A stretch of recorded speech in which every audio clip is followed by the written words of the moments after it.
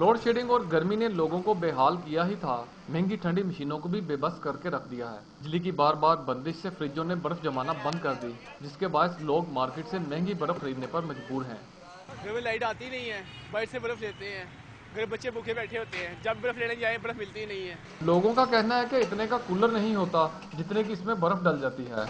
घर में बत्ती नहीं आती, लाइट आए तो फ्रिज काम करे ना, नहीं आती तो 40-50 रुपए की रोज बर्फ लग जाती। बर्फ रोज भी महंगी बर्फ का सारा मलबा कारखानों पर डालकर बड़े जमा हो जाते हैं। बर्फ बहुत महंगी है, बर्फ बहुत मुश्किल से मिलती है। सुबह से जाओ, रात को बर्फ मिलती है।